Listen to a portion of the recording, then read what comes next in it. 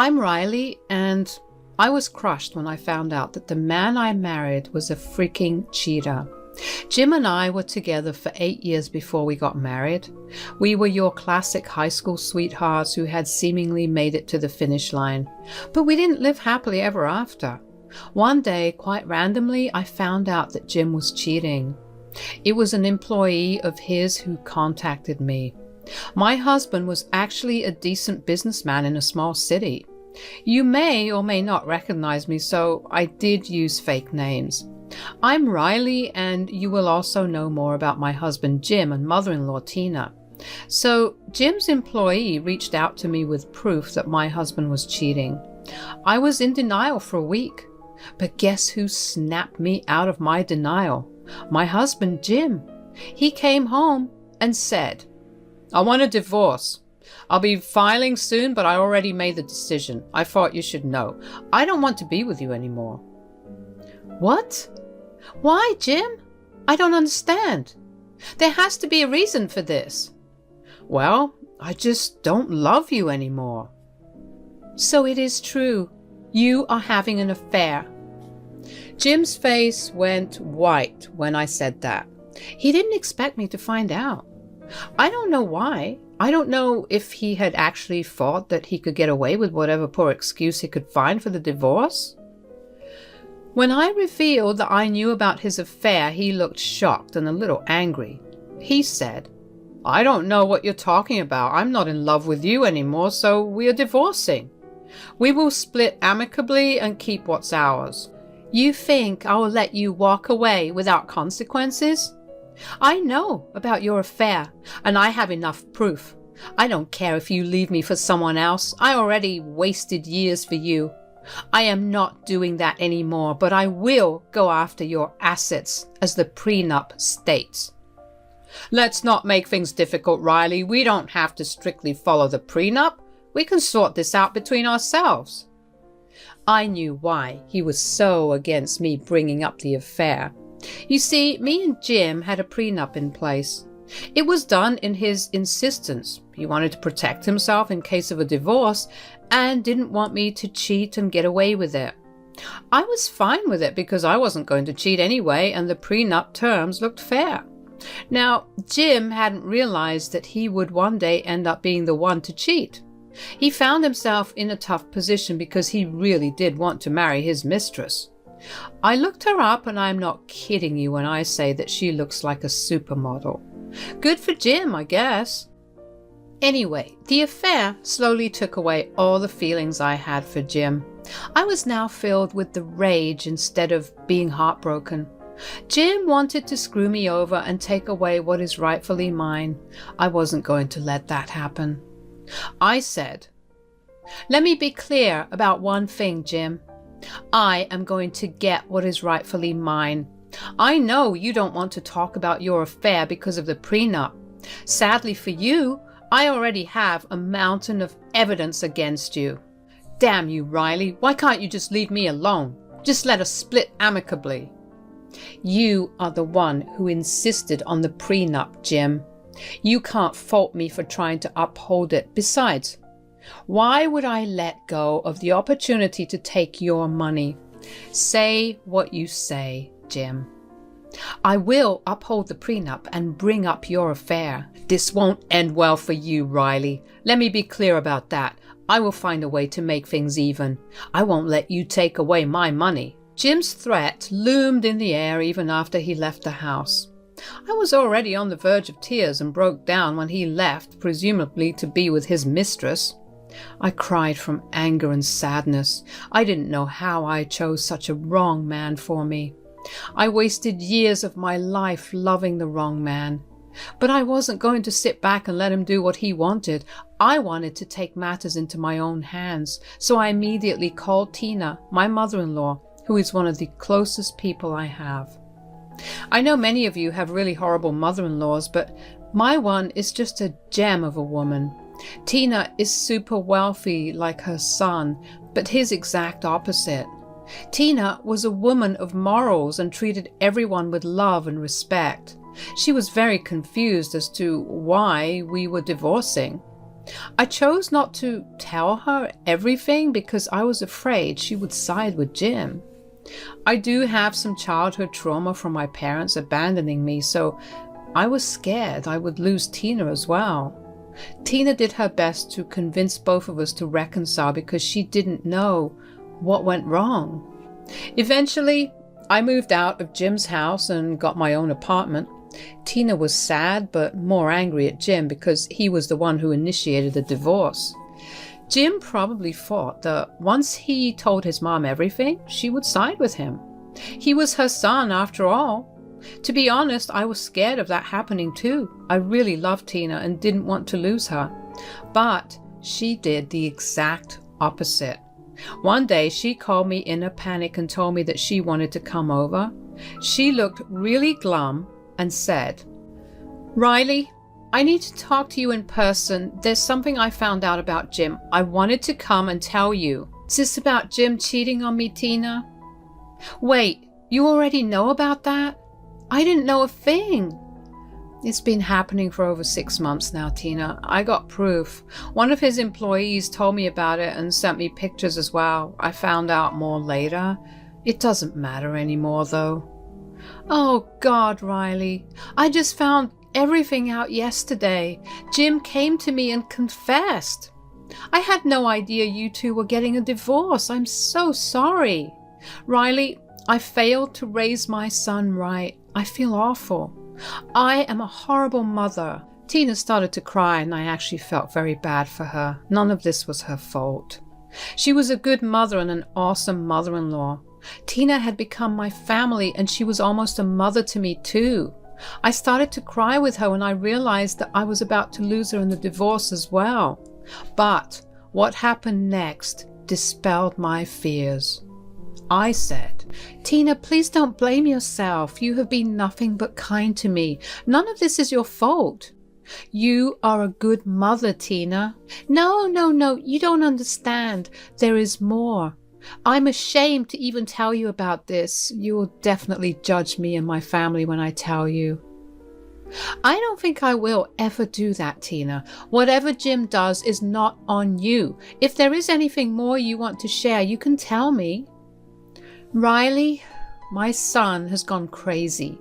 He has made an entire plan to trap you and get you arrested." "What the hell?" I couldn't believe what I was hearing. Jim was trying to get me arrested? And he planned to do that by trapping me? This was straight out of a horror movie for me. Had I failed to recognize the true Jim when I fell in love with him? Had I messed up that bad? What Tina said only made my fears worse. She said, "Jim is planning to hide some of his cash in your new place and then call the cops on you. He says that in this way, he would avoid losing his money and assets to you. Your prenup has a clause that states the prenup is void if both parties are found to be at fault. So that's why he has made this plan. He told you everything because he thought you wouldn't divulge his secret. I don't know how delusional he can be. Why in the world did he think I would support him, Riley? I'm on your side. What my son did and is trying to do is awful. I am so ashamed. I am so sorry." "Tina, you don't have to be sorry. Thank you so much for coming to me. See, you told me everything despite him being your son. You truly are a good person. I don't want to lose you after the divorce. You were like a mother to me." "There is no way you are getting rid of me, Riley. You are like a daughter to me too. Jim can go kick rocks. I don't want to see you get trapped in his evil schemes. Please tell me you will protect yourself." "Don't worry, Tina. I'm not someone to be messed with. Now that I know what Jim is planning to do, I will trap him in his own plan." I told Tina my plan and she looked really satisfied with what I had in mind. I had a small fear that she would object to it to protect her son, but to my surprise, she said that it was fitting. So with my sweet mother-in-law's approval, I got on with my plan. But first, I needed to do some shopping. I ordered some cameras online so that I could establish CCTV surveillance in my room. My building already had CCTV coverage on the stairwell, so I only needed to cover the rooms. I took the help of a friend and set up the cameras around the apartment. Then I waited for Jim to make his appearance, and he didn't disappoint. Jim randomly showed up one day to discuss the divorce. It almost made me laugh at how ridiculous the excuse was, but I humored him and pretended to believe him. Then, when I went into the kitchen, I saw him walk towards my study and discreetly put something inside my desk drawer. I smiled to myself and didn't bother confronting him. I wanted him to think that I didn't know what he was doing. In reality, my cameras would receive everything. That was how I planned to trap him. Jim talked about the divorce for like 10 minutes before he bolted. Good riddance, because his mere presence was irritating me to no end. After he left, I checked the camera footage to see if Jim had planted the cash on my work desk. I didn't want to check in person because I wanted to maintain to the cops that I didn't know about the money. So I checked on my phone. Well, Tina was right. Jim did hide his cash in my work desk. I was freaking furious. I thanked heavens that I had an amazing mother-in-law like Tina who warned me about Jim. If she had kept quiet, I wouldn't have had any proof of my innocence. I quietly saved the footage and then waited for Jim's next move. By the end of the next day, the cops were at my door with Jim. I said, "Hello, officers and Jim. This is a surprise. How can I help you today?" "This gentleman here has reason to think that you have stolen his money. I understand that you two are husband and wife." "That's right, officer. We are husband and wife, but we are in the process of filing for divorce." "Okay, I understand. So your husband has been missing about $20,000 in cash. He says that you had taken his money without permission when you left his house a week back." "I don't know what you're talking about, officer. I didn't take any cash at all. I am not someone who steals money like that." It was true. I hate stealing and wouldn't do that under any circumstances. The cops looked like they didn't want to act in haste and listen to all parties involved. Jim didn't like that at all. He immediately jumped in and said, "Officer, she's lying. I'm sure she is the one who stole my money. She always did that when we were married. That's one of the reasons why I'm divorcing her." "Why are you lying to the officers, Jim? You know damn well I wouldn't do anything like that." "You don't have to act so innocent, Riley. I know for a fact that you stole my money. It was with me in my secret drawer until last week. No one has been in my house after that." "Well, ma'am, do you happen to know something about where the money might be?" Jim looked at me like he was confident I would get arrested. He was sure that he had hidden the money well and the cops would arrest me on his accusations. He also thought that I was a clueless woman who didn't know what he had planned. Well, he was in for a big surprise. I said to the cops, "Officers, I will show you where the money is and who moved it there. It won't take a long time. I have concrete proof of it as well."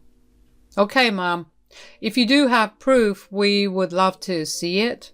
We don't want to arrest you for nothing." "She is lying, officer. She stole my money because I'm divorcing her. She's just trying to get away with it by lying. I think you should arrest her right now." "We will do what we think is fit, sir. Since ma'am here has already offered to prove herself innocent, I have to investigate before arresting her."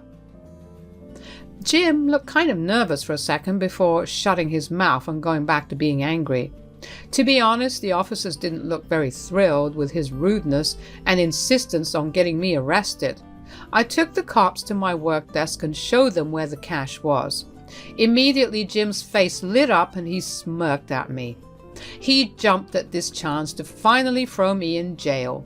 He excitedly said, "Did you see that, officers? She had my money hidden right in her closet. She is so sure of getting away that she doesn't even bother to hide it. You need to arrest her. That's all the proof you will need, officers." "Yes, your money is in my closet, but I am not the one who put it here. Officers, I must inform you that I have cameras everywhere in the house. I live here alone, so I didn't require permission from anyone. I can show you who put the money in my closet. If it was me, you would see me in the CCTVs as well. What? You have cameras in the house? Well, we don't need to see any videos. The money was found in your closet, and that's proof enough to prove your guilt. We don't need more proof. I think we can speak for ourselves, sir. You need to let us do our job instead of telling us what to do. Ma'am, you can show us the camera footage if you will. Sure, have a look. I don't have any problem showing you what happened to the money and how it ended up here. I pulled out my phone and showed the cops a video of what happened last night. I didn't have to worry about personal videos because I changed in my closet or the bathroom. When I presented my phone to the cops, Jim seemed to be in a panic mode. He didn't know what kind of footage I had, but he knew that I wasn't lying about the cameras. When the cops were done seeing the camera footage, they said, "All right, sir. We've seen all the footage and saw you put yours in her closet. Looks like you planted the money here to get your wife arrested, sir." "What are you talking about, officers? I'm sure there must be a mistake. I don't know what you're talking about. I didn't do anything. She's the one who stole money from me." "Sir, do you realize that we can arrest you for calling us unnecessarily? And your wife here can definitely file a police report for harassment and defamation as well." Jim suddenly started to look scared. He started to spew nonsense about why the video showed him sneaking into my room hiding money in my closet. He stammered and his hands were shaking. He tried to convince the cops that it was a mistake and so on. The cops were just not having it.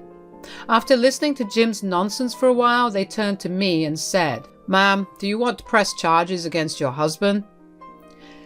"Now, officers, we don't have to do anything like that. It was a small misunderstanding.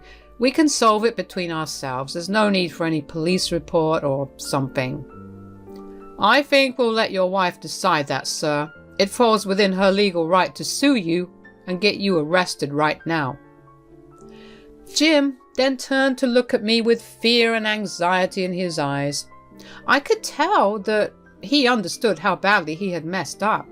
In his hurry to frame me as a thief for an easy divorce, he had fallen into his own trap. Now he didn't know what to do except to beg me for mercy. He said, "Riley, we don't have to do this. We can solve this between ourselves. There's no reason to get the cops involved." "Why not, Jim? You involved the cops in the first place even when you had no reason to. I have a pretty good reason to get you arrested. You tried to ruin my reputation by accusing me of theft." "It was a dumb and stupid mistake, Riley. I swear I wasn't going to land you in serious trouble. I just wanted to get even in the divorce so that you cannot keep the prenup."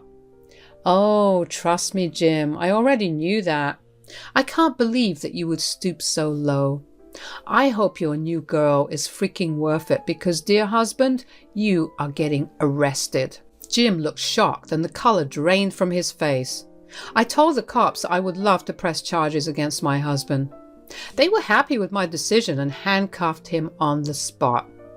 This is when Jim's tears began. He started to cry and beg for mercy. It was actually pretty pathetic and disgusting to watch. I knew that this was what he tried to do to me. Any pity or sympathy I had for him was long gone after discovering his affair. So his tears or apologies meant nothing to me anymore. The cops took him away while I sighed with relief. After the cops dragged Jim away, I immediately called Tina and told her what went down. She wasn't shocked, of course, but I had to warn her of the consequences as well. I said, "Tina, he will get bail and won't have much trouble, but I guess he will turn to you to vent. I'm afraid there is a chance he might suspect your involvement in this." "Well, I'm prepared for that. If he dares to show his face in my house, I will tell him what I really think of him, and I will tell him that I was the one who informed you of his plan." "Are you sure about that, Tina? Jim will be super mad at you. He might stop talking to you and take this very personally." "In that case, good for me. I don't want any connection with him anyway. I am so done with Jim. If he gets mad at me for doing something good, that's on him. Besides, his behavior has me questioning a few things, and I think I will change my will. What are you planning to do, Tina? I think I will disinherit him.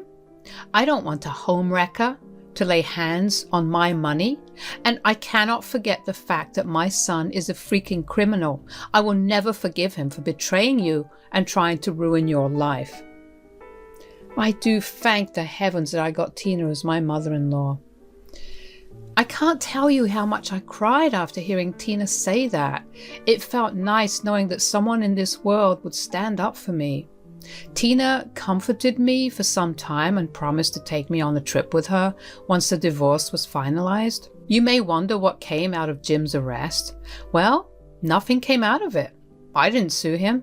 Instead, I held it over his head and quickly got a divorce. Because of his arrest and affair, the prenup was upheld and I got over 70% of our assets.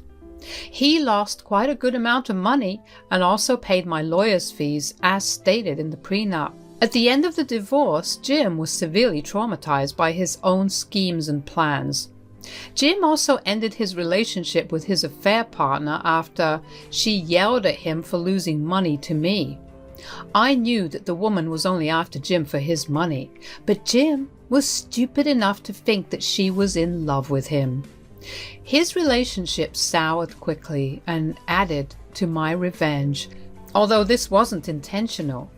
Tina and Jim are no longer on speaking terms. They see each other at family events and still don't talk. After the news of our divorce, affair, and arrest came out, Jim actually lost a good bit of family members as well. They found his behavior atrocious and immediately proceeded to cut him off. He is still being constantly criticized long after our divorce was already over. Tina and Jim had a huge argument where she told him that she was disowning him. Jim was not happy, of course. He had lost his mom, wife, and mistress in a matter of months. Now, he's all alone, trying to rebuild his savings and his reputation. Now, let me tell you about me. I'm probably at the best freaking stage in my life. The divorce made me even richer than before, as Tina had promised. We took a trip together for a week in Hawaii. We had a great time bonding even better. It's been a year since my divorce and we actually had a trip planned next month to Spain. I haven't started dating again yet because of some mental health problems that I'm seeing a therapist for it. Life is good and I'm taking time to relax and learn to be on my own again.